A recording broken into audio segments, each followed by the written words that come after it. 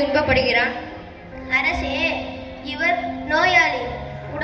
உடம்பு எல்லோருக்கும் ஒரு நாள் வலிக்கும். மனிதர்கள் இப்படியாகவே துன்பத்தில் வாழ வேண்டுமா? அந்த காட்சிகள் அவனது உள்ளத்தை ஆழமாக குலைத்தன.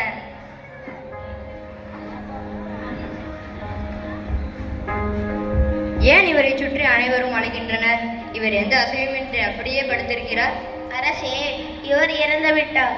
இவரது உறவினர்கள் மீளா துயரில் அழுது கொண்டிருக்கிறார்கள். இதுவே இறுதி நிலை அரசே.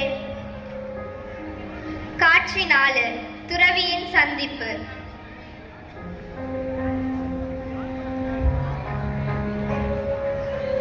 இவர் யார்? அமைதியாக இருக்கிறார். அரசே, இவர் துறவி, உலகத்தை தொடர்ந்த ஞானி.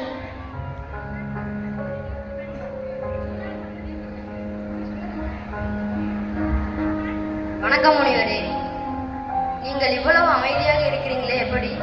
அமைதி பொருளில் இல்லை, ஆசையில் இல்லை, அது மனதில் தான். ஆசை விட்டால் அமைதி வரும். ஆஹாஹா! அந்த வார்த்தைகள் சித்தார்த்தனின் மனதில் ஒளியாக பதிந்தன. காட்சி 5. விடைபெறல். அந்த இரவு சித்தார்த்தன் தனது மனைவி யசோதரையை